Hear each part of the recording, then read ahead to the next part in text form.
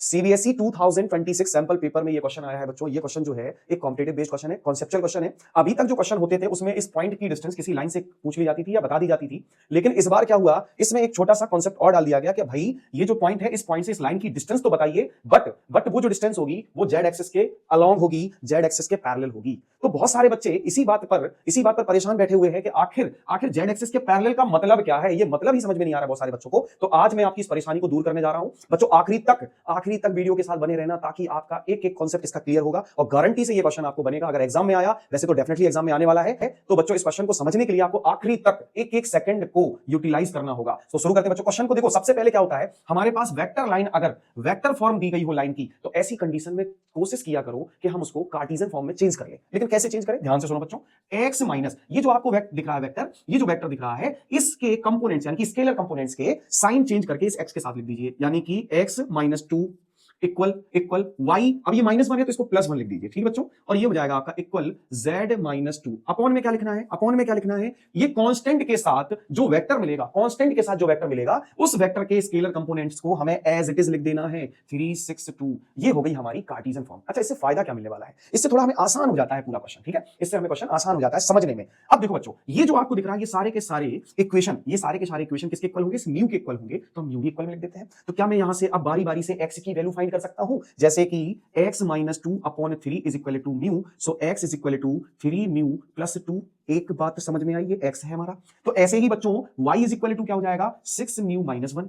Yes yes. और ऐसे ही z is equal to क्या हो जाएगा, 2 म्यू प्लस 2। ये हो गया हमारा z।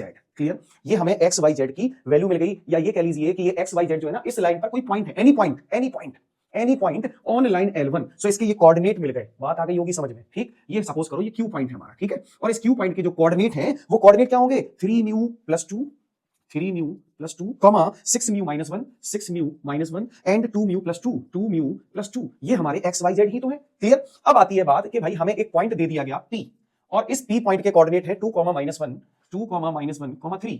इस पॉइंट से एक लाइन आएगी जो कि पैरेलल होगी जेड एक्सिस के। लो भाई, ये आ गई कोई लाइन जो कि जेड एक्सिस के पैरेलल है। क्लियर। इसी के अलोंग हमें इसकी डिस्टेंस निकालनी होगी।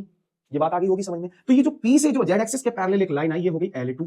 अब बात को समझे यहां पर, अब बात को समझे। देखो ध्यान से, जो L2 लाइन है, ये L2 लाइन किस पॉइंट से पास हो रही है, 2, -1, 3। ठीक। तो हमें क्या लिख लेना है बच्चों, इस लाइन की इक्वेशन लिख लेनी है, विच इज पासेस थ्रू 2, -1, 3। तो हम क्या करेंगे, ये लिखेंगे x minus 2 equal y plus 1 equal z plus 3। और अपॉन में क्या लिखें, अपॉन में ध्यान से सुने बच्चों, ध्यान से सुने। ये किसके पैरेलल है, ये पैरेलल है z के। ये किसके पैरेलल है, ये पैरेलल है z के। सो बच्चों z के पैरेलल है।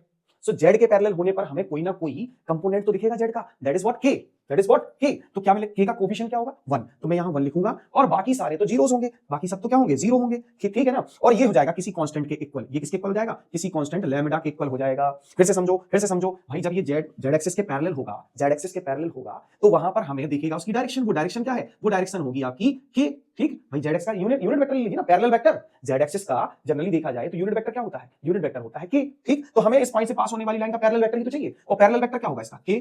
क्लियर। तो क्या मैं इसको लैम्डा के नहीं लिख सकता था, तो मैंने इसके साथ लैम्डा को इक्वल में लिख दिया। अच्छा, बात समझ में नहीं आई हो तो मैं इसको वेक्टर फॉर्म में लिख दूं, कैसे, r vector is equal to 2i, जिस पॉइंट से पास हो रहा है, माइनस j प्लस 3k। अब प्लस में बेटा इसके बाद क्या लिखते हैं, वेक्टर b, लैम्डा हो गया ये, और b कौन भाई, k यूनिट वेक्टर। क्लियर। ये बात समझ में आ गई होगी। अच्छा, यहां से अब x की वैल्यू क्या आने वाली, देखो 0 को मल्टीप्लाई लैम्डा से तो 0 इज इक्वल टू 2।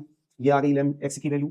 y की वैल्यू क्या आने वाली है बच्चों, y की वैल्यू हमें मिलेगी -1। ये भी ठीक है। इसके बाद z की वैल्यू क्या मिलेगी, z की वैल्यू मिलेगी बच्चों लैम्डा माइनस 3। क्या ये बात सभी को क्लियर हो गई, ठीक है ना। लैम्डा -3 मिलने वाला है हमको यहां पर z की वैल्यू। अब बात को समझो, ये भी x, ये भी y, ये भी z।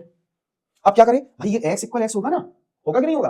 तो फिर भैया क्या मिला हमें, x इक्वल x। तो इससे हमें क्या मिलने वाला है, 2 म्यू नॉट 3 म्यू प्लस 2।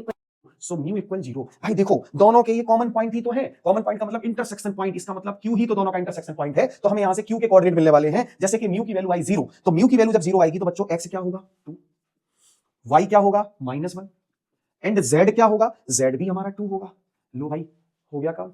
तो हमें वो q के कोऑर्डिनेट मिल गए, जिस कोऑर्डिनेट से हमें इस p की डिस्टेंस निकालनी थी, यानी कि pq is equal to root 2 - 2 whole square plus -1 - 1 whole square, भाई प्लस आएगा ना यहाँ पर, ठीक। इसके बाद प्लस 3 माइनस 2 और 2 माइनस 3 होल स्क्वायर।